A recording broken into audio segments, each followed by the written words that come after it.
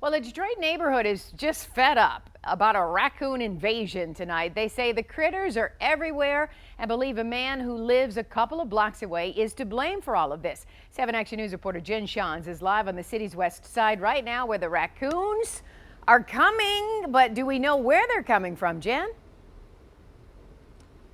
Yeah, Carolyn, tonight they're coming from the woods behind me here, and we've seen them since we arrived here for this story, but neighbors say they're being dumped here again and again, and it's causing a real problem. But according to the state's Department of Natural Resources, the person reportedly bringing them here technically isn't breaking the law. It's the battle of the raccoons. And it doesn't look like there's an end in sight.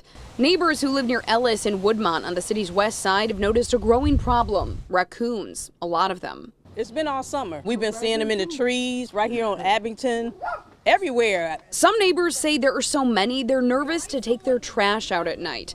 What's even more strange is where they say the critters are coming from. An Action News viewer sent us this photo. It's of one of the raccoons being dropped off by a man who lives nearby. He just drop them back and forth, over here and over here. And it's the same guy dropping off these raccoons? Same guy. The black truck right on Woodmont.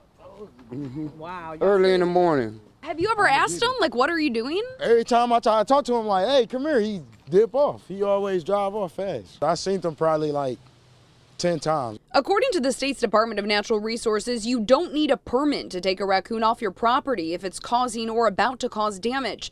But you can't drop the raccoon on someone else's property. According to neighbors, the raccoons are dropped in heavily wooded areas nearby houses, not technically on private property.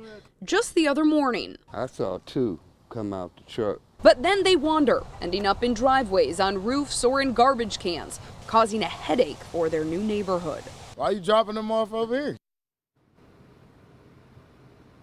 Well, it's a fair question, right? Now, we did go to that alleged dumper's house to ask him a couple questions as to why he's bringing them to this specific area, although he wasn't home, so we couldn't speak with him. Again, the Department of Natural Resources says this isn't technically against the law, but for the people who live here, it is rather annoying, and they'd like to see it stop. Reporting live in Detroit tonight, Jen Shantz, 7 Action News. I'm sure more than annoying. Thank you so much, Jen. Hopefully he'll stop.